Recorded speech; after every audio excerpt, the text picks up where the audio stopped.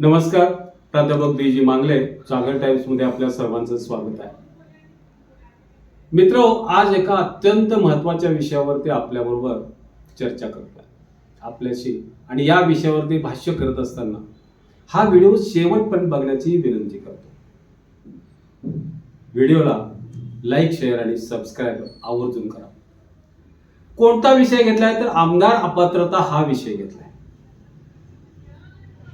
साऱ्या राज्याचं लक्ष लागून राहिलंय की सभापती नार्वेकर काय निर्णय देणार. केवळ राज्याचं नाही तर देशातल्या लोकांचं लक्ष लागलंय. तर तेच नव्हे तर सगळ्या कायद्या तज्ञांना सुद्धा असं वाटतंय की याचा निकाल नेमका सभापती नार्वेकर काय घेऊ शकते. सगळ्यांच्या उत्सुकतेचा भाग आहे. घटना काय घडलेली आहे?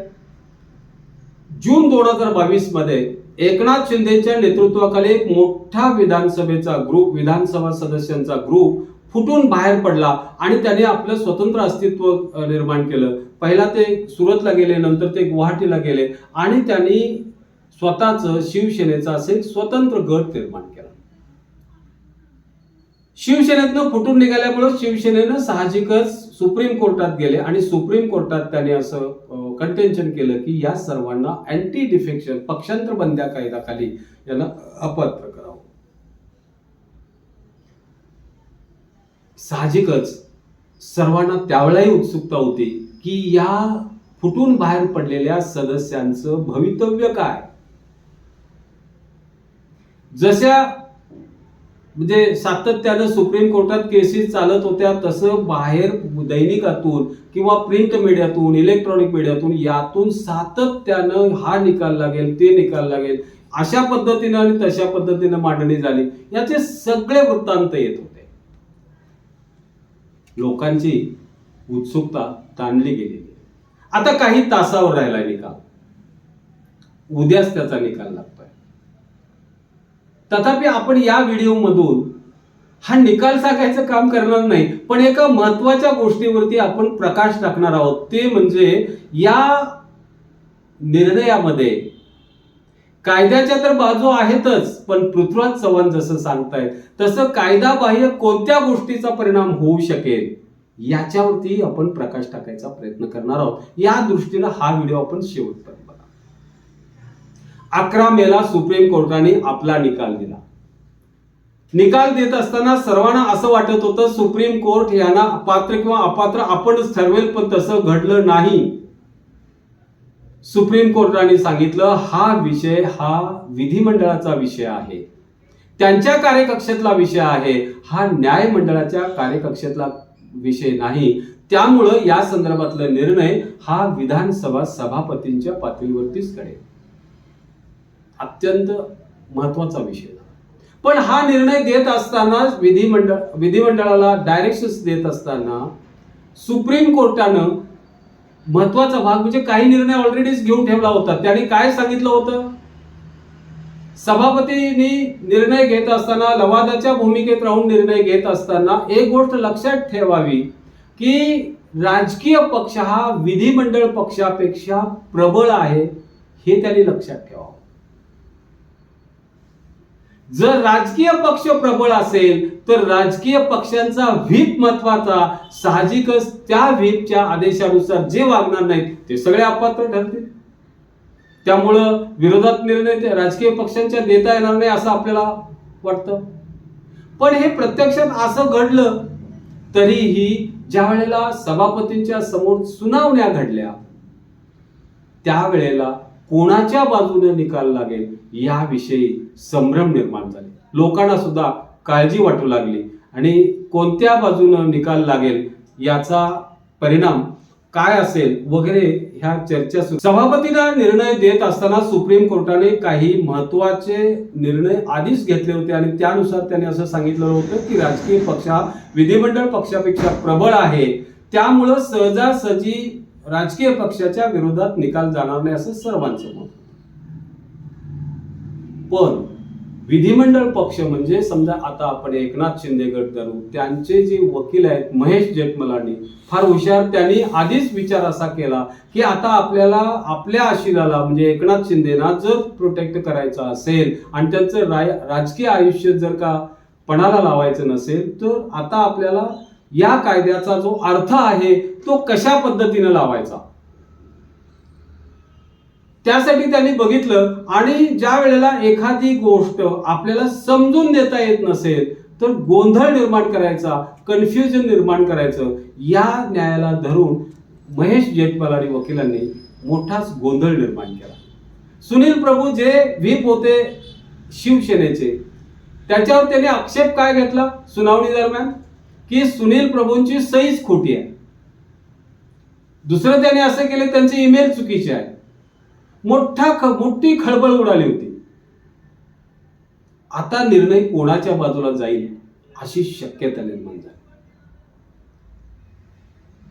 आपण या ठिकाणी दोन शक्यता तपासतो, एक शिंदेच्या बाजूने निकाल आणि दुसरा ठाकरेंच्या बाजूने निकाल, ह्या दोन शक्यता आहेत. आणि तिसरी महत्वाची गोष्ट आपण जी चर्चेला करणार आहोत ते या निकालावरती बाह्य घटकांचं काय परिणाम होतो आणि काय पृथ्वीराज चव्हाणांचं जे स्टेटमेंट आहे त्याचाही आपण प्रामुख्याने विचार करणार आहोत. माजी मुख्यमंत्री पृथ्वीराज चव्हाण. पहिली शक्यता आहे ठाकरेंच्या बाजूने निकाल. ठाकरेंच्या बाजूने निकाल हा नैसर्गिक न्यायाच्या बाजूने निकाल आहे असं त्यांचे वकील असीम सरोदे म्हणतात. कसं तर आता सांगितलं की राजकीय पक्ष, घटनेनं काय सांगितलेलं आहे, सुप्रीम कोर्टानं काय सांगितलं आहे, राजकीय पक्ष हा विधिमंडळ पक्षापेक्षा प्रबळ आहे, त्यामुळे त्यांच्या व्हीपनुसार हे कामकाज झालं पाहिजे. साहजिकच ठाकरेंच्या बाजूने निकाल देणं हे सहज आणि साधी गोष्ट आहे सभापती नार्वेकरांना. या परिस्थितीत त्याचे राजकीय परिणाम काय होतील आणि कायदेशीर काही अनिष्ट परिणाम होण्याची शक्यता नाही, पण राजकीय परिणाम काय तर संपूर्ण एकनाथ शिंदे गट जे फुटीर झालेले आहेत, अँटी डिफेक्शन लॉ नुसार जे पक्षांतर बंदी कायद्यानुसार त्यांचं सर्वांचं आयुष्य हे दावणीला बांधेल, त्यांचं सर्वांचं आयुष्य पणाला लागेल, राजकीय त्यांच्या आयुष्यात फार मोठी अडचणी निर्माण होतील, त्यांची वाटचाल खंडित होते की काय अशा पद्धतीचे परिणाम होतील. त्याचबरोबर भारतीय जनता पार्टी की ज्यांनी हे सगळं घडवून आणलेलं आहे, जे देवेंद्र फडणवीस किंवा भारतीय जनता पार्टी यांच्यावर काय राजकीय परिणाम होतील, निश्चित परिणाम होणार. महाराष्ट्रामध्ये जास्तीत जास्त खासदार निवडून आणावेत म्हणून केलेल्या ह्या ज्या उचापती होत्या किंवा केलेले हे जे प्रयत्न होते या प्रयत्नाला खूप असेल ना. एकनाथ शिंदेचा गट जर अपात्र ठरला तर त्यांचं मुख्यमंत्रीपद गेलं. मुख्यमंत्रीपद गेलं म्हणजे ते मुख्यमंत्री म्हणून अपात्र ठरले, मंत्रिमंडळ बरखास्त झालं आणि यांनी केलेल्या उचापती म्हणून त्याच्यावर शिक्कामोर्तब झालं. साहजिकच येणाऱ्या निवडणुकीला तोंड देत असताना भारतीय जनता पार्टीला लोकांच्या मनात तुम्ही केलेल्या ह्या बेकायदेशीर गोष्टी आहेत म्हणून अडचणी निर्माण झाल्या असत्या. तुमचं कामकाज पारदर्शी नाही, तुम्ही बेकायदेशीर कामकाज करता याच्यावरती शिक्कामोर्तब झालं असतं. त्यामुळं याचे परिणाम गंभीररित्या भारतीय जनता पार्टी आणि एकनाथ शिंदे या दोघांनाही भोगावं लागले असते. यावेळेला आपण दुसरी शक्यता निर्माण लक्षात घेतोय ती म्हणजे शिंदे गटाला पात्र ठरवलं, ठाकरे गटाला अपात्र ठरवलं. अर्थात हे करत असताना बराचसा व्यायाम करावा लागेल सभापती नार्वेकरांना. कारण शिंदे गटाला पात्र ठरवत असताना मूळ सुप्रीम कोर्टानं जे सांगितलेलं आहे की राजकीय पक्ष हा प्रबळ आहे, त्यांचा व्हीप हा फायनल आहे, या गोष्टीला शह देण्याची गरज आहे. आणि हे करण्यासाठी त्यांचे वकील महेश जेठमलानी यांनी फार मोठा गदारोळ उडवून दिला होता. शिवसेनेचे जे व्हीप आहेत सुनील प्रभू यांची सहीच बेकायदेशीर आहे, त्यांचे ईमेल खोटे आहेत वगैरे अनेक प्रकारचे आरोप उडून त्यांनी खळबळच माजवून दिली होती. आणि गोंधळ निर्माण करून टाकला होता. आणि याचा फायदा घेऊन शिंदे गट हा पात्र ठरवायचा अशा पद्धतीनं त्यांची ती रणनीती होती.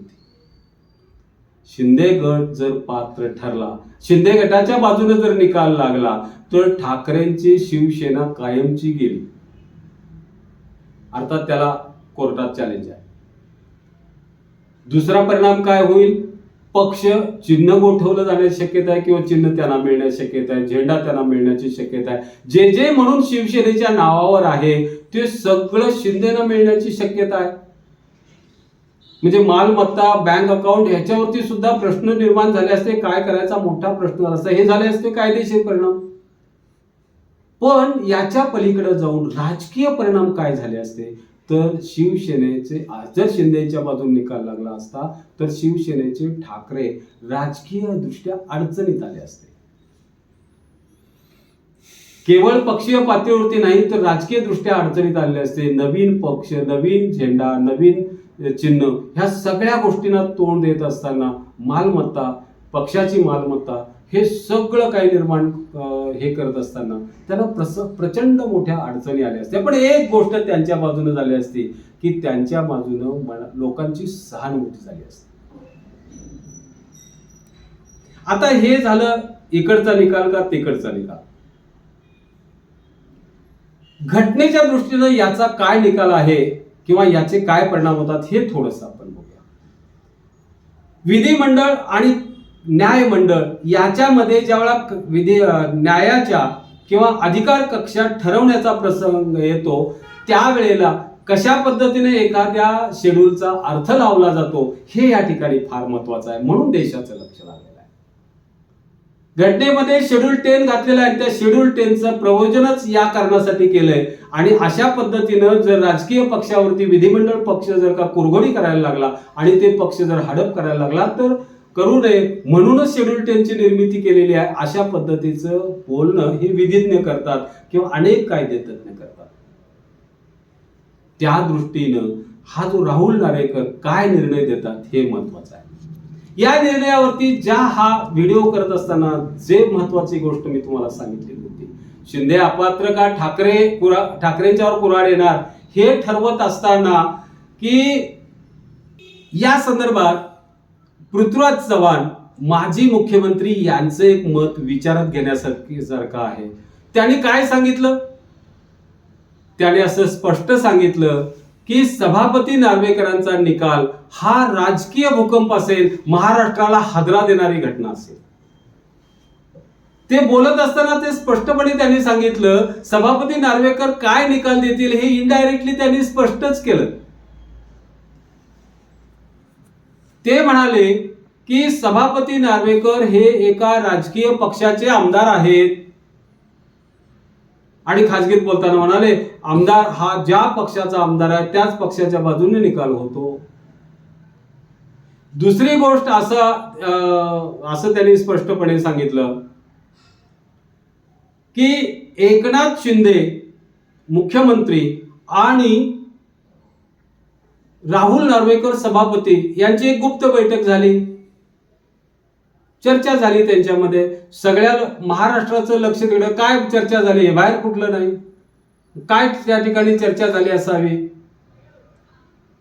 आणखी 2 गोष्टी सांगताना असं म्हटलं जातं की 10 तारखेनंतर म्हणजे उद्याचा हा निकाल आल्यानंतर जे राजकीय कार्यक्रम आहेत, सामाजिक कार्यक्रम आहेत, ते कार्यक्रम मुख्यमंत्री शिंदे ही बिनबोभाटपणे करायला कोणत्याही प्रकारचं त्यांना टेन्शन आहे या निकालाचं उद्या असं दिसत नाही. नरेंद्र मोदीचा 12 जानेवारीचा दौरा असेल किंवा दाओसला स्वित्झर्लंड तिथं वर्ल्ड इकॉनॉमिक फोरमची बैठक असेल 16 आणि 17 जानेवारी, या दोन्हीच्या तयारीत एकनाथ शिंदे लागलेत.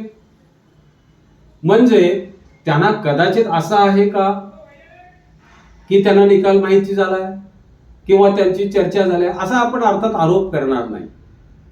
पण या घडलेल्या घटना आहेत, या घटना तुमच्या समोर मांडायचं एवढंच काम करतोय. आणि ह्या घटनांचा जर परिणाम होत असेल तर निश्चितपणे मग एकनाथ शिंदेची बाजू बळकट दिसते आणि त्यांच्या बाजूने निकाल जाण्याची शक्यता आहे. अर्थात हा राजकीय एक प्रकारे राजकीय निकाल आहे. हे जसं पृथ्वीराज चव्हाणनी सांगितले, ते ज्या पक्षाचे आमदार आहेत त्या पक्षाचं नाव घेऊन त्यांनी सांगितलं.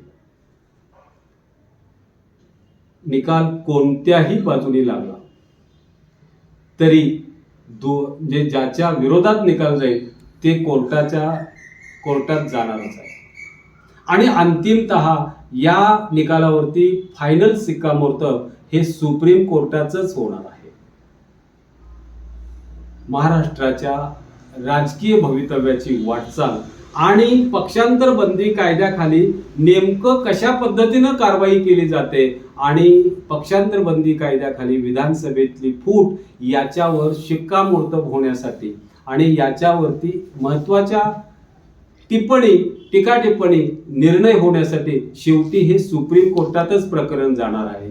त्यामुळं सुप्रीम कोर्टात याचा नंतर निकाल आहे. अर्थात त्याला काही टाइम लागेल, पण उद्याचा निकाल हा पृथ्वीराज चव्हाण सांगतायत तसं तर होणार नाही ना.